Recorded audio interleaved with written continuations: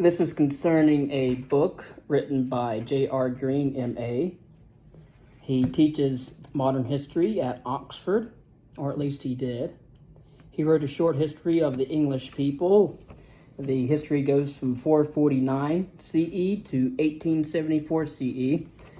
So it basically starts when Kent was conquered by the English, all the way until the reign of Queen Victoria. This book was published in 1879, and it has a short preface. Chapter 1 covers the English kingdoms from 1607 to 1012 or 1013. Then the England under foreign kings from 1013 to 1204, so roughly the 11th century and 12th century. Then the Great Charter from 1204 to 1265. Again, then we have the Norman and Angevin kings. The Three Edwards from 1265 to 1360. The 100 Years' War from 1336 to 1431. The New Monarchy from 1422 to 1540. And then the Reformation period, Puritan England, the Revolution, and the Restoration onward, and then modern England from the time of William Pitt and the independence of America, ending with the war with France from 1793 to 1815. The aim of the following work is defined by its title. It is a history, not of English kings or English conquests, but of the English people, at the risk of sacrificing much that was interesting and attractive in itself, and which the constant usage of our historians have made familiar to English readers. I have preferred to pass lightly and briefly over the details of foreign wars and diplomacies, the personal adventures of kings and nobles, the pomp of courts, or the intrigues of favorites, and to dwell at length on the incidents of that constitutional, intellectual, and social advance in which we read the history of the nation itself. It is with this purpose that I have devoted more space to Chaucer than Crecy, to Caxton than to the petty strife of Yorkist and Lancastrian, to the poor law of Elizabeth than to her victory at Cadiz, to the Methodist revival than to the escape of the young Pretender. Whatever the worth of the present work may be, I have striven throughout that it should never sink into a drum and trumpet history. It is the reproach of historians that they have too far often turned history into a mere record of the butchery of men by their fellow men. But war plays a small part in the real story of European nations, and in that of England, its part is a smaller than that of any. The only war which was profoundly affected England's society and English government is the 100 Years' War with France, and of that war the results were simply evil. If I have said little of the glories of Crecy, it is because I have dwelt much on the wrong and misery which prompted these verses of Longland and the preaching of Ball.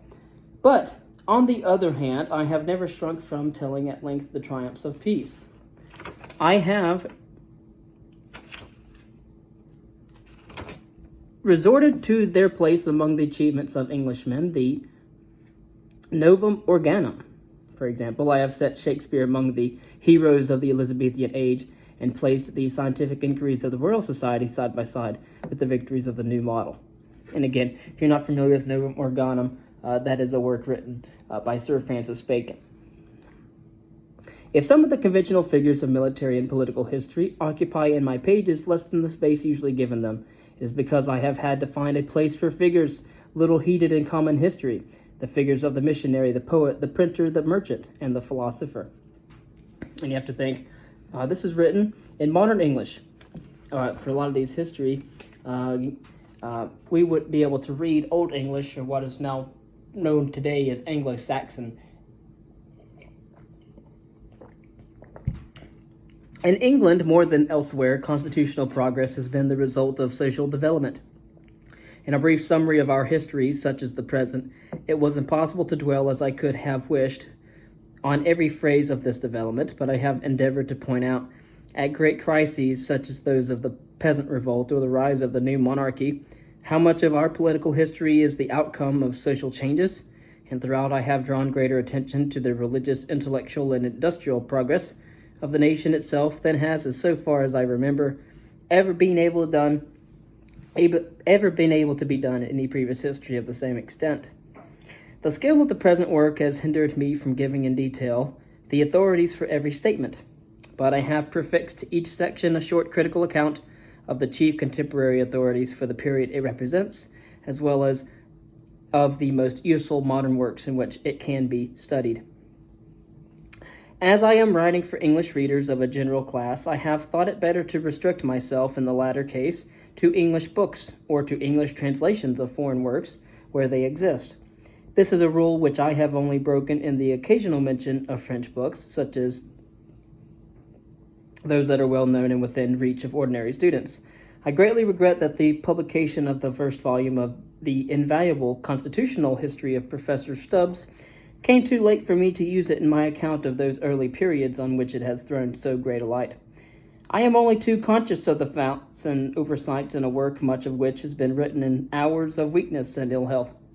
That its imperfections are not greater than they are, I owe to the kindness of those who have from time to time aided me with suggestions and corrections, and especially to my dear friend Mr. E.A. Freeman, who has never tired of helping me with the counsel and criticism. Thanks for like friendly help are due to Professor Stubbs and Professor Bryce, and in literary matters to the Rev. Stafford Brooke, whose wide knowledge and refined taste have been to the greatest service to me. I am indebted to the kindness of Miss Thompson for permission to use the genealogical tables prefixed to my work, and to Mr. Freeman for a like permission to some of the maps in his Old English history.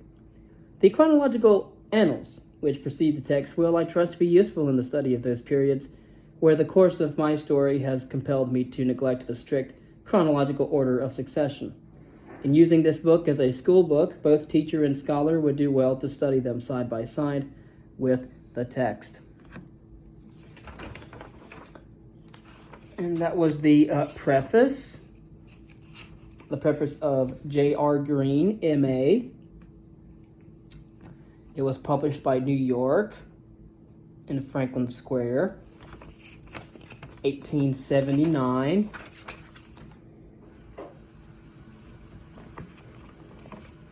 And again, it starts with the early times of the kings of the house of Cerdic from Ecgbert. Of course, that starts in the dawn of the 9th century, but it continues on all the way until the time of Queen Victoria. It is a short history of the English people. And so it would be under the category of a popular national history, and a history written for the people. And it's very extensive in what it catalogs and mentions in regards to those dates, covering all the way from medieval history in England to the time of the modern period, the Victorian age. So if you ever get a copy of it, be sure to read it.